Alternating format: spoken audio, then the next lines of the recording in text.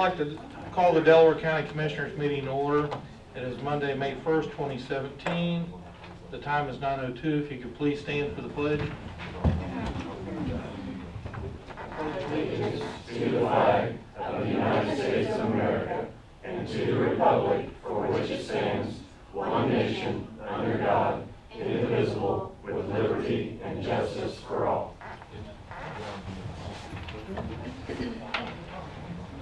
Steve, could you call the roll, please? Mr. Henry. Here. Ms. Reagan. Present. Mr. King. Here. Mr. Rath. Here. First order of business, we have public hearings. Public hearings to assign tax sale certificates to a nonprofit corporation, 400 block of North Meridian in Eaton. Also the 400 block of North High in Eaton. And application for assignment of tax sale certificates to nonprofit in the same addresses.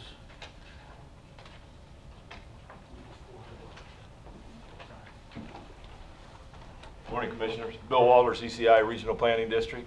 These are the westbound properties on the Eaton Meridian tax sale. We have a business interested that would answer an RFP for those. Have anybody here to speak against?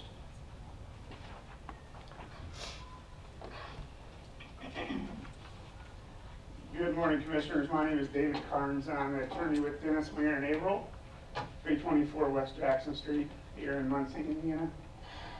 And I represent Donald Blair, who for the last 5+ years has been attempting to purchase these properties in Eaton, along with some that were, we believe, transferred last month. These properties are referred to today by the name of the Midwest Complex. He was the successful buyer at a tax sale in this properties, was that 2010, 11? 2011 on the 2010 taxes. When those properties were sold, the taxes were assessed for the entire improvements on one half of the building. Very odd situation, where they made us be responsible for all the taxes due for the entire parcel, even though the entire parcel technically was not submitted based on the parcel numbers in the tax sale. The owner, along with another land contract buyer, Robert Gentry, significantly tried to fight us in this to the expense of a lot of proceeds and money by Mr. Blair. Went to the Delaware County Circuit Court for objections to the tax deed. We fought the objections. Went to the Indiana Court of Appeals. We fought it at the Court of Appeals. Went to the Supreme Court of Indiana on a petition to transfer. Was denied. The years of litigation, and Mr. Blair was successful at every single level in getting that tax deed issued. But when it was finally issued, it was only issued for half the building. Can't do much with half a building. Can't insure it, can't use it, pretty much stuck. So then we started a quiet title action. More money. Publication in the newspaper, which cost $1,500 to $1,700 here in the Muncie Star Press. We went through this process. At this point, Mr. Gentry passed away. Ron Smith, his attorney, continued to delay the matter because of the estate. Did not know whether the family would be interested in doing anything with this property or fighting any further in this matter. It had special judges appointed. We finally, this year in 2017, on a quiet title action, went before Judge Dowling in the Circuit Court here in Delaware County. We presented our case on why we should actually own all the improvements because of the misassessment of all the improvements on one parcel number.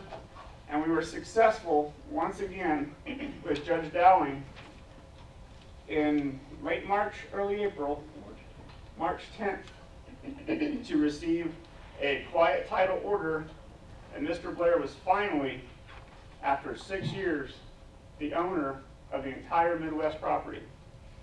We still have done this whole process on the colony buildings that were given by certificate last month but yet we have not gotten on the quiet title action to any judge yet to determine what the status of that 1/4 of the building Mr. Blair actually owns, even though he paid the taxes back in the tax sale a long time ago. His goal in that whole process was to recover these buildings and get them back to proper use. But unfortunately, in this last 5 to 6 year period, while he's been fighting in the courts to try to have ownership of this building, to try to use it, to try to insure it, protect it, there's been astronomical assessments put on this building to the point where now the taxes exceed the value if we would sell the buildings.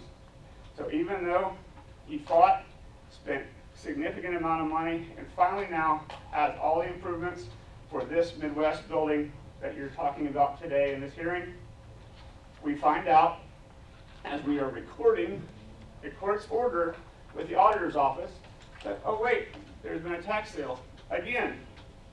They had been holding it out of the tax sale process for many years for us to get this resolved. But once again, it had finally gone back to a tax sale. They wanted to know why he hadn't been paying taxes. We're like, we didn't own it. We didn't have secured ownership in this property until March 10th, 2017. And now that he's finally the owner, we find out there's another battle we have to fight, and that's a new tax sale. We feel like we've been fighting everybody here in Delaware County to get this property. Mr. Blair wants this property. He would love to have ownership of the property, to be able to get it back on the tax rolls, to be able to put it back into use.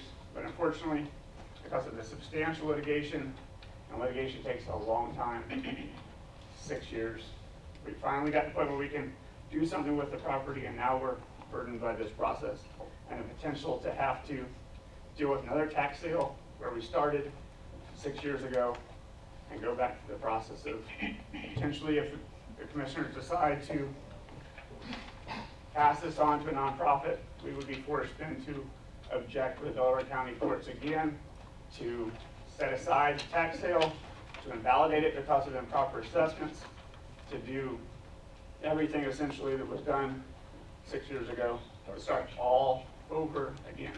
We ask for this commissioners not to assign this property, to let Mr. Blair be the owner of this property finally after a 6 year litigation. Do you have additional comments, Tom? In addition to what he said, if at all possible, I would like, You need to give your name and address. I'm sorry, my name is Donald Blair. I don't think it's on. Is the light on? Blue light, yes ma'am. Okay. My name is Donald Blair. I live at 503 North Meridian, Eaton, Indiana. I have lived there for 20 years. And technically, if I stand on the roof of my house, I could throw a stone and hit any one of these buildings. It's in my neighborhood. I tried to bring it back up to snuff. As the attorney pointed out, I've met up with litigation every step of the way. I've learned some new laws within this past week about the commissioners being able to give it away.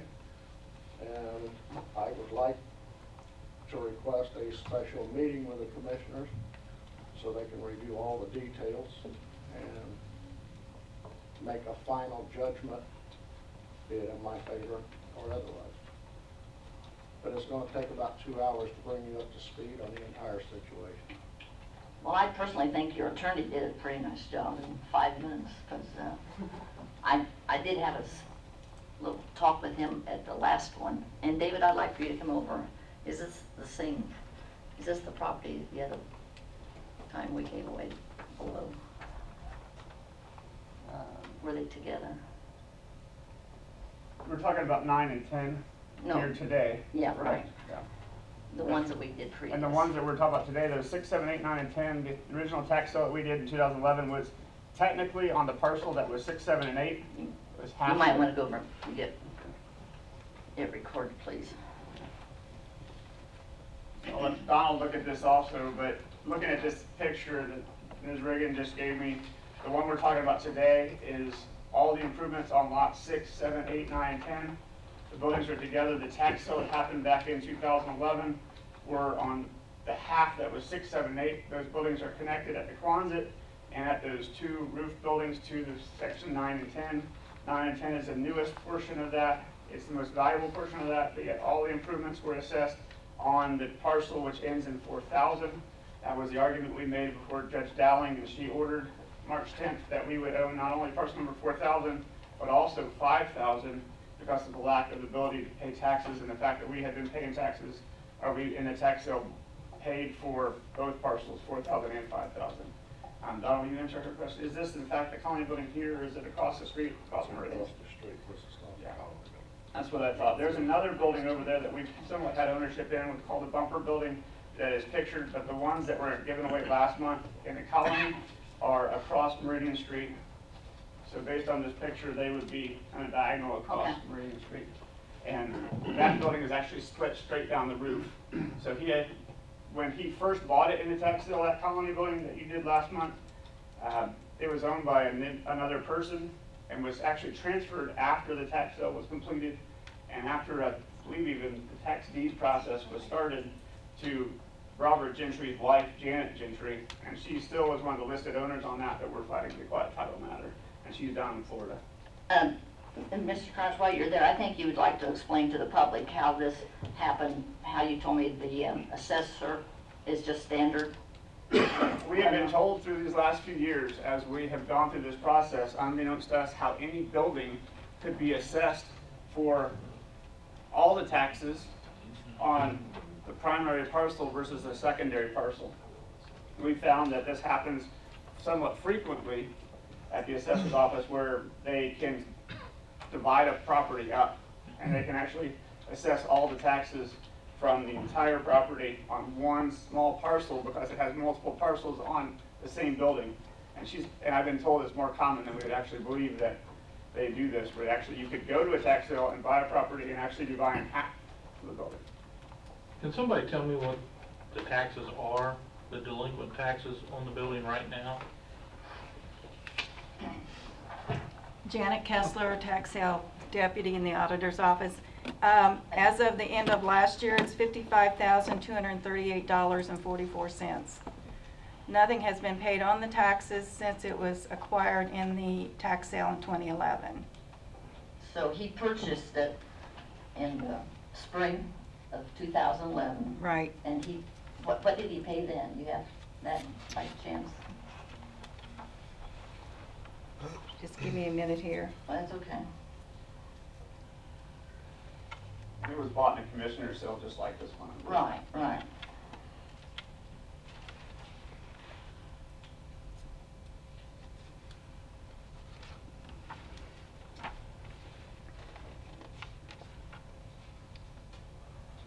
I don't have that information in front of me. That's fine. Sorry. Now I see Mr. Carmichael's over there. He might like to. Mr. Blair, what do you plan on doing with these structures? Well, the intent was to rehabilitate them and get them back on the market. So you would buy them to just resell To them, refurbish them and resell them refurbish and yourself? resell. Do you remember what you paid for them back in 2011? This partial, Through the auction, my winning bid was $1,500 $1,500 on each. on, so 3,000. Which is very minimal compared to the litigation costs. Yeah, really. James Carmichael, County Assessor. Let me explain how these situations happen. Is that when you have two parcels and a building on one parcel, they expand the entire operation across two parcels, that creates a situation where you have a large building on two parcels. You cannot allocate value separated out, such as a house stretch across two parcels with a property line running through the middle of it. You have to allocate all the improvements on one parcel and leave no value on the other, because you can't put 3 bedrooms and a bathroom on one parcel and a living room, kitchen, and garage on another parcel. Just to simplify things. So what needs to be done in these cases, the owner of the property, or the prior owner of the property, did not exercise their due diligence in combining these two properties after the date of construction. So it creates these problems, and the plat room has the authority to combine, but however, they don't know the future intent of the property owner. So it creates some of these problems out there where properties end up in these type of situations and create these legal problems. And in some cases, it comes back to the auditor's office and they do take these out of the tax sale or whatever they have to do down there to invalidate or whatever.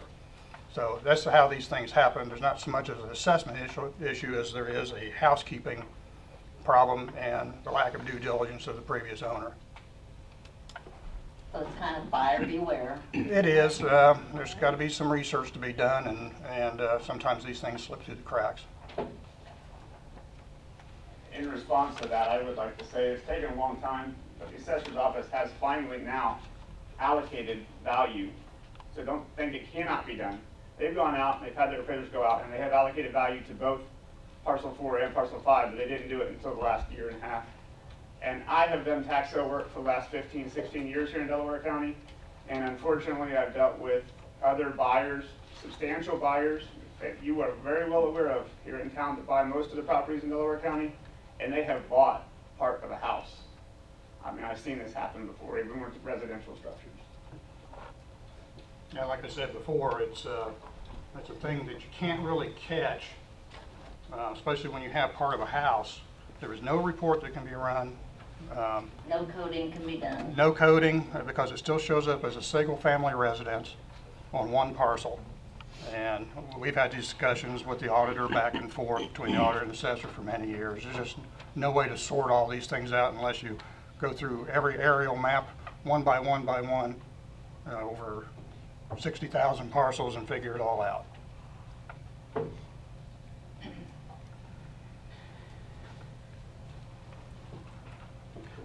Brad Bookout, Delaware County Economic Development. I just had a question for Mr. Carnes. If his client was in fact prepared to pay the back taxes, the $56-some thousand that's currently owed, not including this year's taxes. That's another unfortunate process through this whole thing. Because he only owned half the building, because of the way the assessments were done, he, unlike other owners, was not able to go in and to even contest or to appeal the tax, its assessment, because he only owned half the building. He was fighting other battles, and he was trying to fight that he owned all the improvements that were initially listed as being owned on parcel 4. So now the tax bill, like I said at the very beginning, has grown and grown. They've held it out of the tax bill on purpose so we could get this resolved. But now the taxes are worth more than, especially on the colony side, that it's even worth. And for the last couple of years, my client has been working with these same very people that are here today asking for the tax sale certificate. He's not a nonprofit, unfortunately, where he can come in and ask to get this for free and start over again.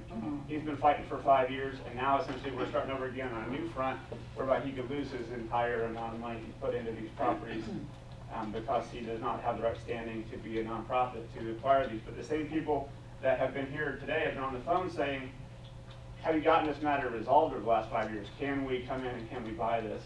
And I'll let Donna speak to that. She's the one that's had more of the communications about trying to get this from him transferred to somebody else so that it could get back to what this whole county wants. It's something that's being What is the square footage of the building?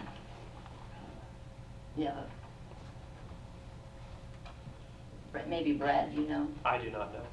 I mean, they're pretty good size. I think the commissioners, on behalf of the ECI Regional Planning District, I think they're more than willing to work with Mr. Blair and his attorney on the process. However, one of the threshold requirements is that respondents to the RFP have to be current on their property taxes. And unfortunately, obviously there's been no taxes paid since they first purchased it in tax sale in 2011. Second point is that there's been no process for them to appeal the assessment, and so it's difficult for ECI to be able to work with somebody who hasn't kept up with that. And we recognize all the legalities that have been in process, but now that they're through that, I think they should be to a point where they should say, hey, look, in order to acquire this, we got to pay the back taxes. If any of us purchased a house or didn't pay the taxes on our house, we would, we'd understand that it would be in tax sale and we would lose it. So. Well, I tend to disagree. Joe, you want to add anything else? I have a couple of questions. Okay. I'm just not clear. You all of the building, the improvements were assessed to your parcel, correct? That is correct. If you look at the assessor record on parcel 4, it would show all the square footage and all the improvements listed on 4 and 5. And that was the argument to Judge Dowling, that that's what we went into the tax sale believing, that all the improvements were on parcel 4. We didn't know how that lot line was drawn. We bought what we thought was parcel 4 and all the improvements, and that was the order we got of quiet title here in March. So essentially, you disputed the value of the improvements on the property, and so that's why you didn't pay any taxes at all? That's because the whole time that we were doing this for the last 5 years, the property that's listed, and it's lots 9 and 10, which is the newest and most valuable part of this. I would say, it's 2/3 or more of the value, if not 75% of the value of this. 75% of the value is in 9 and 10, but we had other people, Donald and Londa Davison, Robert Gentry, come in and saying, we own this, you can't even come in here and get this property out of it, or you can't come in here and clean this up, you can't have access to this. We are holding an interest, and they were represented by counsel, Ron Smith here in Delaware County, and it's been a battle for the last 5 or 6 years, and just in March, the court has finally found that we actually do own what we believe is 75% of the ownership of this property, but that wasn't even established until March 10th of 2017.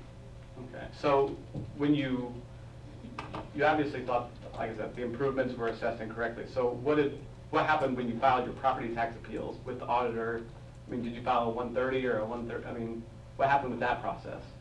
I was not entitled to file a property tax appeal because I was not the owner of the property involved. But you own lots 6, 7, and 8, right? Yes. So when you appealed those property tax assessments, how did that turn out? Because you are the owner of those, right? So they didn't say you didn't have standing for those, right? I went to the assessor's office, spoke with a man downstairs, apparently a supervisor, in which case I didn't know James Carmichael, so I thought that was him. It was not. It was one of his downstairs supervisors. And I will give you a quote of what he told me. The taxes are as they are assessed, as they will be forever, or until the buildings are torn down, whichever comes first. End quote. So is that your way of saying you never actually filed any official? I filed no written document. Okay. He told me the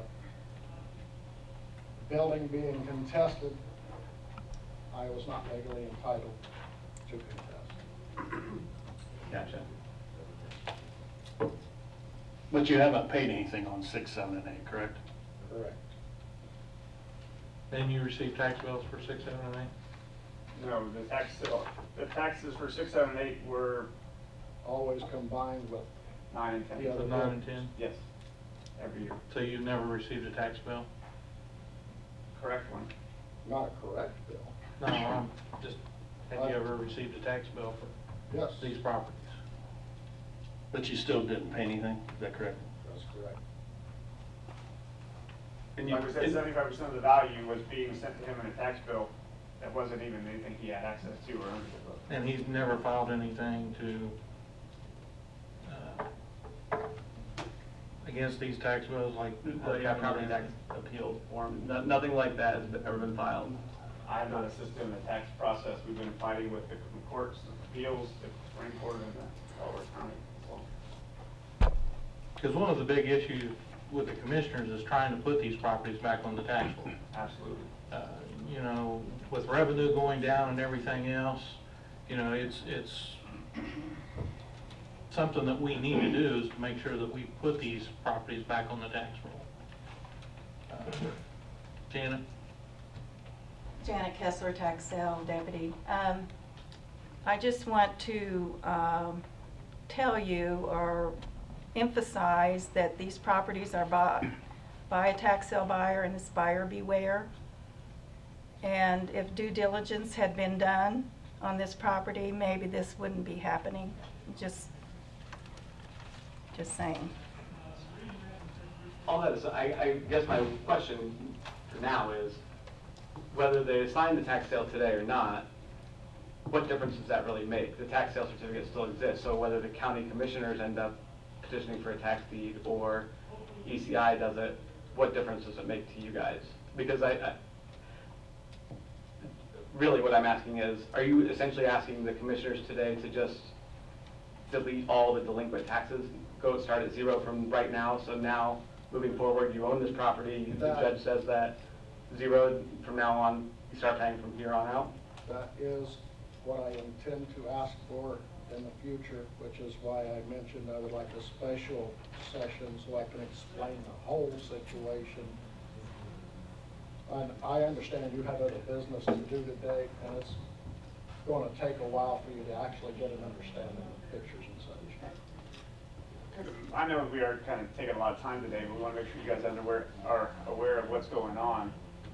What I want to state to what Janet just said is, we are now, since 2011, 5-6 years removed from when they started to continuously, after this tax sale Mr. Blair was involved in, take it back to where we stand today.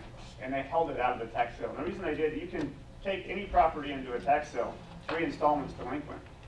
We are well more than 3 installments delinquent here. They didn't put it back in because they knew there were issues with this property and they were trying to let Mr. Blair get them resolved. What happened is he put tens of thousands of dollars into getting them resolved through litigation and legal fees, and finally now, after fighting numerous defendants, has been successful. Unfortunately, taxes continue to add to this building. If we could go back and say, now we've finally gotten the ownership, March 10th, 2017, if we could say that was the tax deed date and we would start fresh, it'd be a whole different story. We could get a good assessment on the property, we could find out what the value is, we could have appraisals, we could move forward. But 5 or 6 years removed, that's tough. Then I could get insurance, I could get loans. As it is, I couldn't get insurance. I've been maintaining them the best I can on my own. I can't put them on a market. I can't get a sale. I can do nothing. But I have been maintaining them the best I can on my resources. And the county's actually approached you in the past, county officials, to try to acquire these from you. They're actually combine them. And I do have prospective buyers at the moment, once I get clear title. And we've talked to realtors, and they've called me on numerous occasions and said, when you get title of these, let us know as soon as you do, and we'll proceed forward. But unfortunately, it's taken way longer than anyone ever thought. Well, I guess if I was really interested in these properties, I would have made sure I paid the taxes on them. That's the problem I have. I mean, I understand you have legal fees and everything else, but I would have paid the taxes until I got through all these hoops. At the point I bought these on tax deed, I and my wife both had good jobs. We were debt free. I always called it paradise. We were in paradise. They're nearby buildings. That's the way to revamp them, get them in shape. So I did it. Since that point in time, I've had 3 heart attacks. She was misdiagnosed with and died from cancer. And I've met obstacles everywhere I turn. And any little thing goes wrong with the buildings, I get called. I understand. But yet I can't do anything with them. I've approached the bank. They will not loan money to fix them up, market them, because they don't have a marketable title. And as I read the Indiana law, when I bought these, says I would get a deed unencumbered. I got the unencumbered deed on March 10th of this year. I understand you wanting to bring new business into the county for your assets and such. I agree with that. I agree with that 200%, especially into the town of Eaton. But with situations like this, kind of like asking companies to send you a check.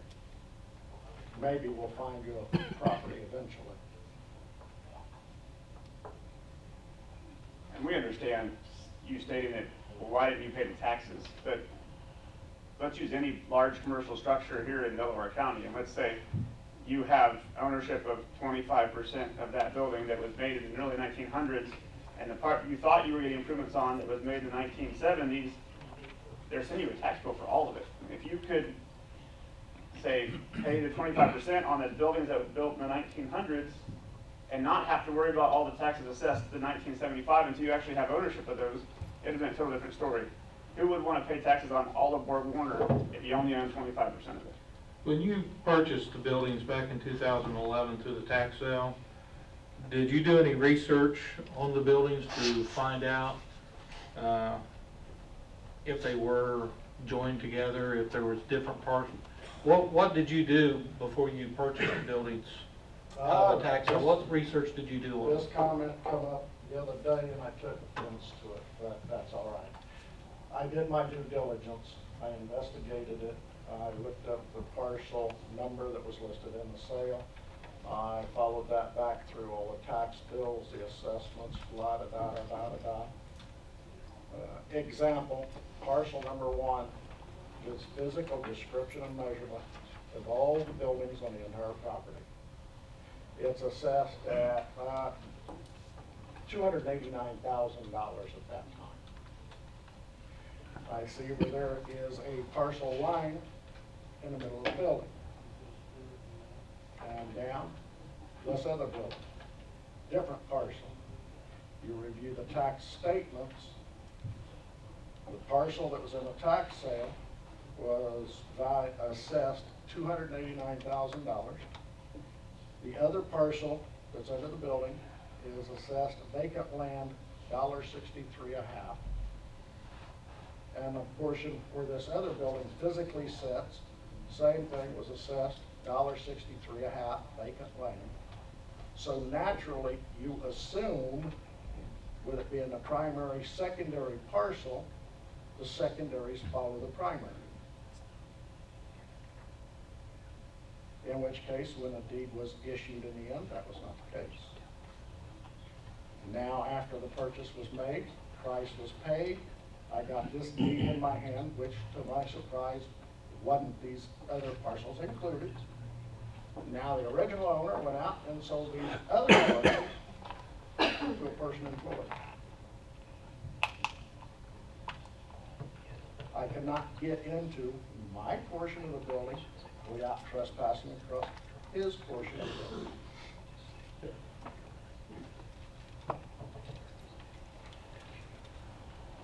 Anything else to add? Or do you have anything? Entertain a motion to close the public hearing. So moved. Second. Have a motion and a second to close the public hearing. Steve, can you call the roll, please? Ms. Reagan, Yes. Mr. Henry, Yes. Mr. King. Yes. We'll move on to appointments. We have an appointment to the Creed Board, Jeff Rutherford. He will be taking Kevin Cope's spot. Brad, could you explain? Yeah, this? sure. Commissioners, Jeff Rutherford from IBEW. One of the appointments to the Creed Board has to be a representative of local labor, and Jeff has agreed to serve. Previously, Kevin Cope from IBEW was in this position.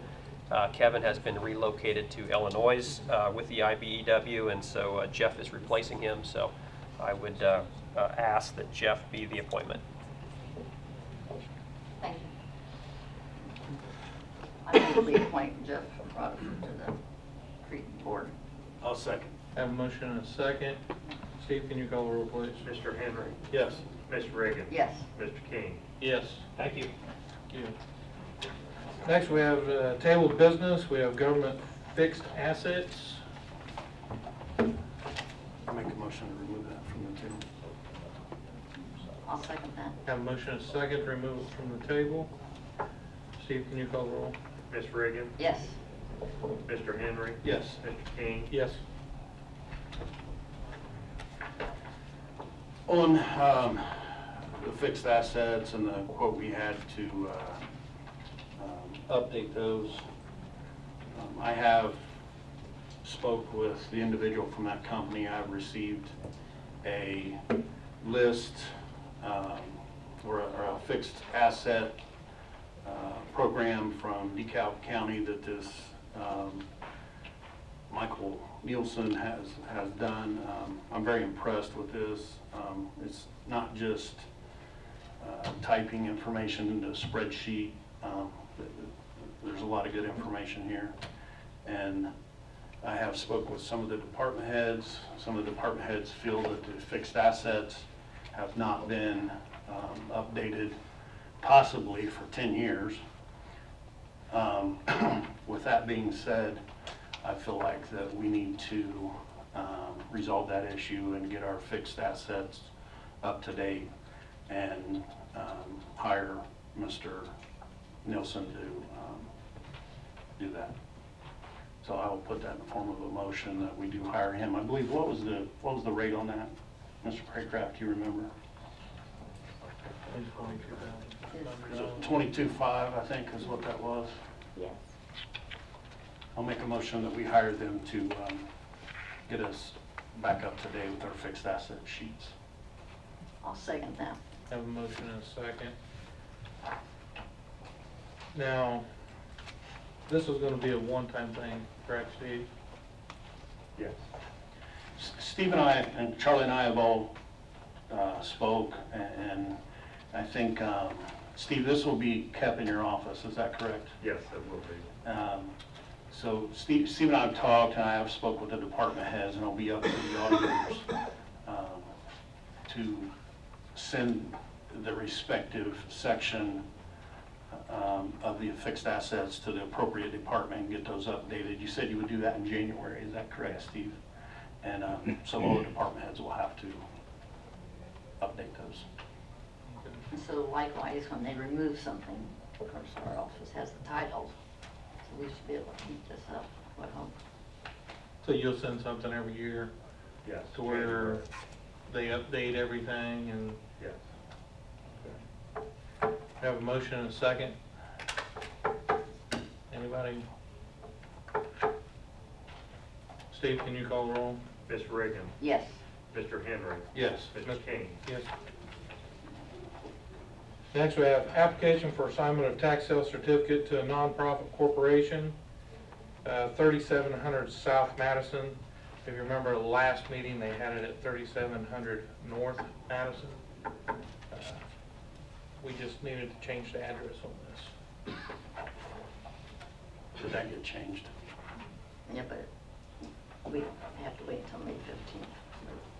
Need to keep it on the table.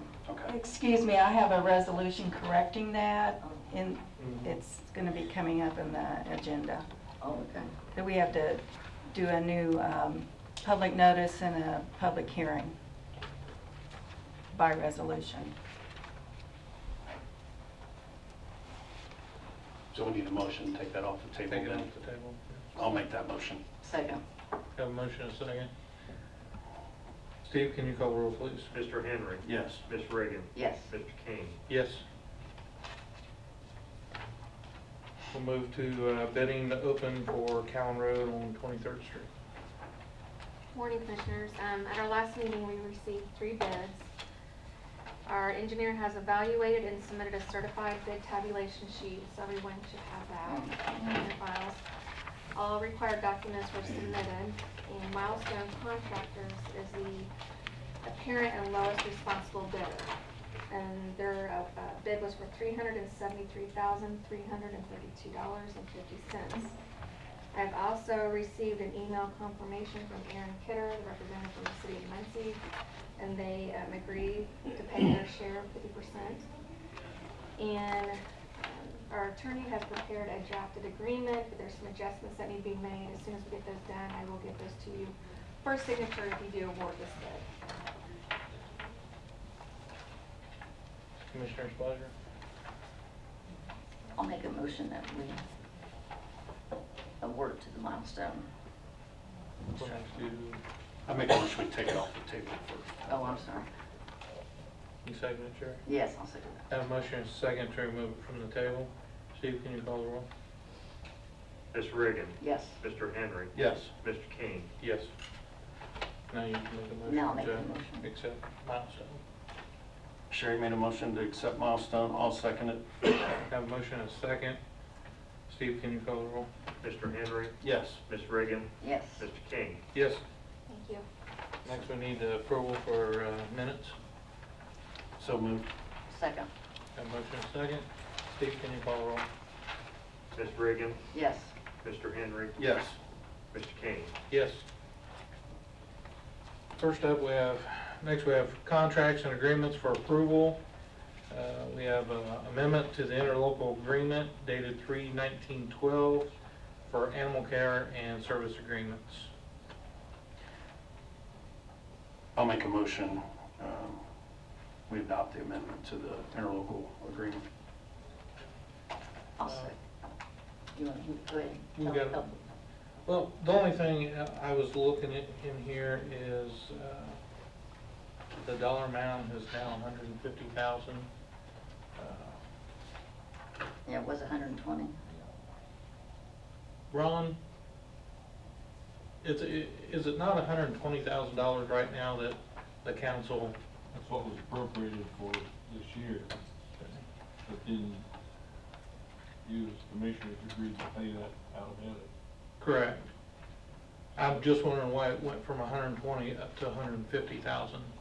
I was kind of wondering. That was part, if you guys remember, we worked on this, I believe it was last year. And I would have to go back and look through my notes, but when they originally wrote the initial agreement, they had estimates on how many animals, basically how many times they were coming out in the county versus the city. So with that being said, they didn't have accurate records prior to To the agreement. to the agreement. That's because I personally have knowledge of dogs being caught in the county and being turned loose in Albany from the old animal control guy that the county had. So anyway, with that being said, I think it's a fair agreement. When I met with the city officials, I think it's a fair agreement. That was the reason for the increase. Okay, that's fine. We have a motion and a second to accept the agreement. Steve, can you call the roll, please? Ms. Riggin, Yes. Mr. Henry, Yes. Mr. King. Yes. I believe this figure in the agreement says it's 28% cost. I think that was, that 28% is $150,000 of the cost of animal control throughout the year. Thank you for working on that, Shannon. Next, we have a response of the county concerning grievances. Joe, do you have this? I do. Can you read it for, Do you want me to read the whole entire thing? if you don't mind? All right.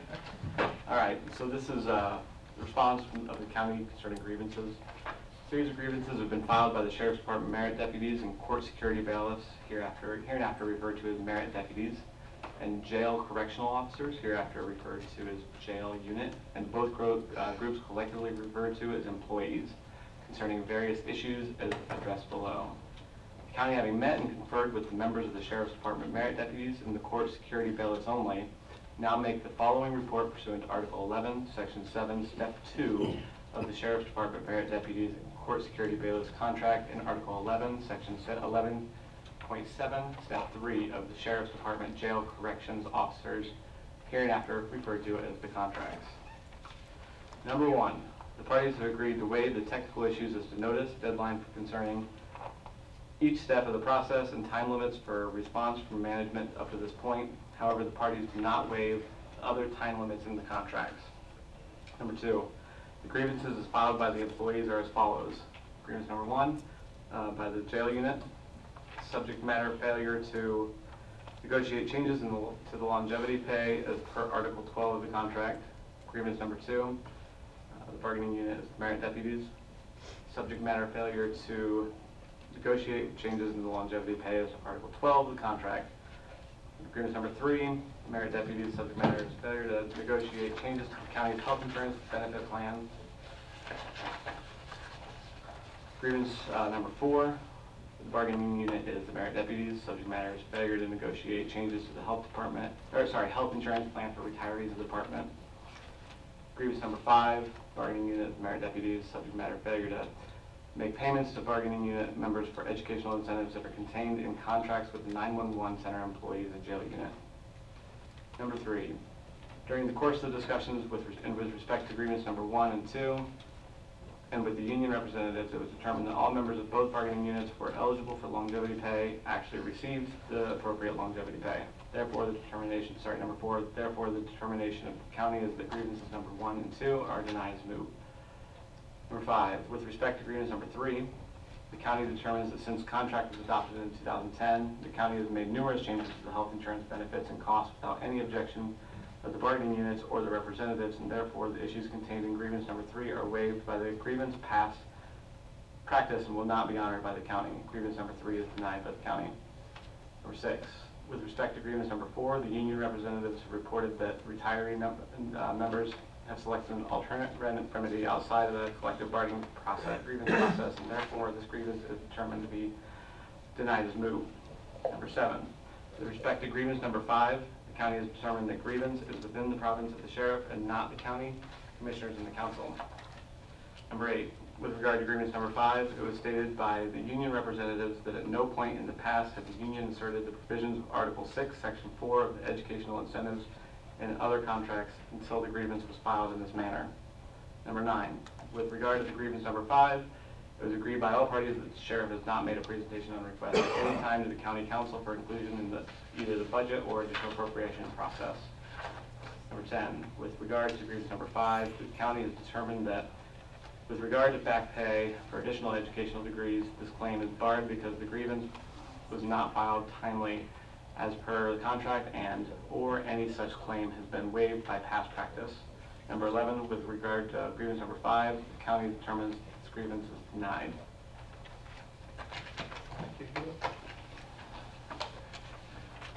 And the one with the UAW for the jail officers and merit deputies, they are both the same. Need a motion to approve it? I'll make a motion we approve the response to those grievances. Second. Have a motion and a second. Steve, can you call the roll, please? Ms. Reagan, Yes. Mr. Henry, Yes. Mr. King. Yes. Next, we have agreement between Delaware County, Indiana, SJCA, Bridge 701, Water Street over Halfway Creek Rehab.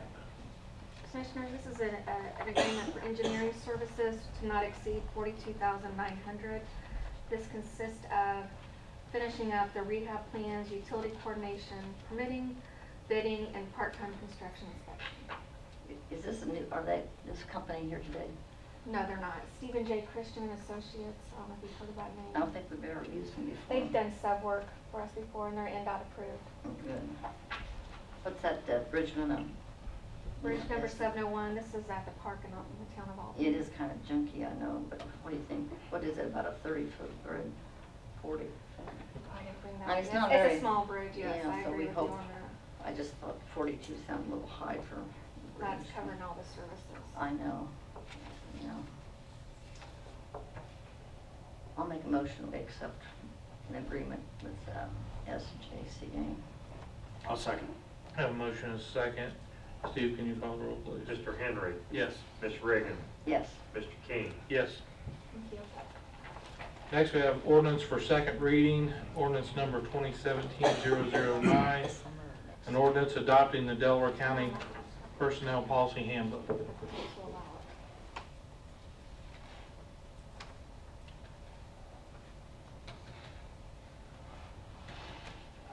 I'll make a motion we adopt 2017-009. Second. Have a motion and a second. Rick, I got one question.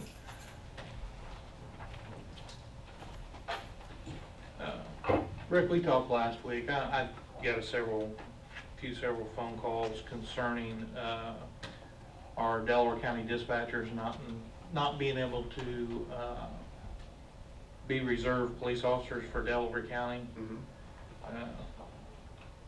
I really, and I know Sherry also couldn't find anything in the handbook stating that they could not volunteer as reserve police officers. I don't have anything on them specifically that says they can't. Yeah. We might Yeah. ask John or Okay, John's office. because I know back in the 90s when I was a correctional officer for the Delaware County Sheriff's Department, we could not be reserves and work as correction officers because we fell under the bailiwick of the sheriff. And there was a thing in there to where, you know, the sheriff could come in and say, well, you wasn't working as a correction officer, you was working as a reserve. And that's the reason why they removed us from being reserves. But I didn't really see anything in there.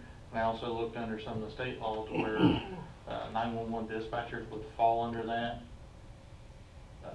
You know anything, Joe? John and I talked about this very briefly. I don't know necessarily about that. Our concern was the volunteering for your employer and how that's going to potentially affect wages, overtime, that type of thing, because you can't really volunteer for your employer. That's designed so that employers can't say you're volunteering for overtime. this.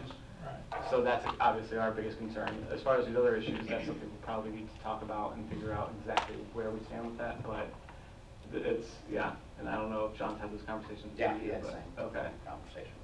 Okay. All right, I was just wondering Yeah. about that. Okay. Thanks, Rick. Got a motion and a second. Steve, can you call the roll, please? Mr. Henry, Yes. Ms. Reagan, Yes. Mr. King, Yes. Move on to resolutions. Have resolution number 2017-017A, resolution identifying a tax sale certificate to be assigned to a non-profit corporation 4A. Janet Kessler, tax sale deputy. Yeah, this is the correction resolution for 3700 South Madison. As before, we advertised it as North Madison, and we had to set a new date for the public hearing, which is the 15th day of May. I'll make a motion, we approve 2017-017A. Second. A motion and a second. Steve, can you call the roll, please? Ms. Reagan, Yes. Mr. Henry, Yes. Mr. King, Yes. Next, we have resolution number 2017-018, resolution making a final determination of the tax sale certificate to be assigned to a nonprofit corporation, number 5.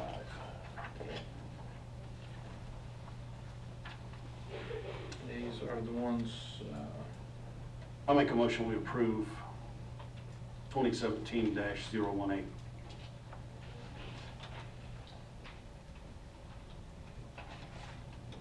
I'll second it. Have any discussion? Steve, call the roll, please. Mr. Henry, Yes. Ms. Reagan, No. Mr. King, Yes. Next, we have resolution number 2017-019, resolution to transfer real estate to the Muncie Sanitary District.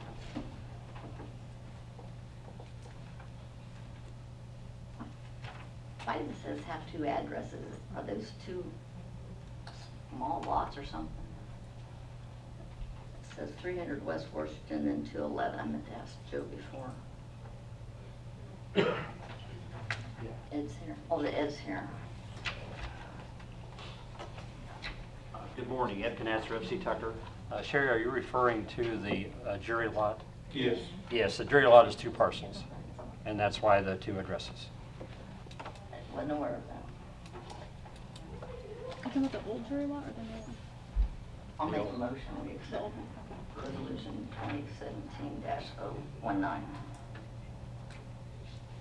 I'll second it. Got a motion and a second. Ed, I do have a question about changing these, switching these lots. Were some of the parking spaces given to somebody that's got a building that sits next to the lot that we will be No receiving? parking spaces in the new lot that you'd be acquiring have been assigned to anyone. So the Okay. lot's clear. So the lot's clear, it's ours and? Yes, sir. Okay. Nothing written down. Okay. Have a motion and a second. So before you, sorry, can we add one thing, just as part of the approving this resolution? Can you also approve to give authority to one of the commissioners to sign on behalf of the commissioners for this particular property at closing, just to sign the deed? as opposed to having 3 or 2 signs, Yeah. just having 1 sign.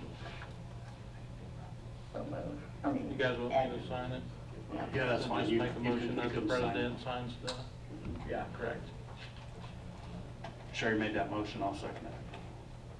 have a motion and a second. Steve, can you call the roll, please? Ms. Reagan. Yes. Mr. Henry. Yes. Mr. King. Yes. My purposes. Sure. Muncie, Bill Smith, I'm the president of Muncie Sanitary District, and I just want to take a few minutes to thank the commissioners, not only for this, but for other. We're on a mandate of about $160 million to do sewer separation work. It's there's no funding there. We're trying to save all the money we can by acquiring property and doing things that can save money. And the commissioners have been very, very cooperative with the district in trying to achieve this. So thank you very much. I just want to thank you. Thank you. Thank you. Next, we'll move down to department heads or elected officials.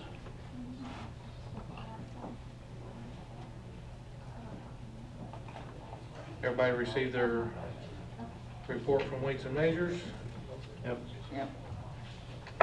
Move the payment of claims in the amount of $1,589,287.50. Motion made. Second. Have a motion and a second. Steve, can you call the roll, please? Mr. Henry. Yes. Ms. Reagan. Yes. Mr. King. Yes. Questions, comments? One quick one here. I'm not sure if you guys were aware, but is it Bridge 226, there were some parcels trying to be purchased from Lori Luther. Yes. The agreed price ended up being $1,000, up from $625. So we just need to get some authorization to go through with that purchase at $1,000, so it's $125. My understanding is you guys originally agreed to go as high as $1,600, so $1,000, I guess, is a discount. Get a motion. I'll make a motion, we approve that purchase. A second. Have a motion and a second. Steve, can you call the roll, please? Mr. Henry. Yes. Ms. Reagan. Yes. Mr. King. Yes. I'd entertain a motion to recess. So moved. Second. Steve, can you call the roll, please? Mr. Henry. Yes. Ms. Reagan. Yes. Mr. King. Yes.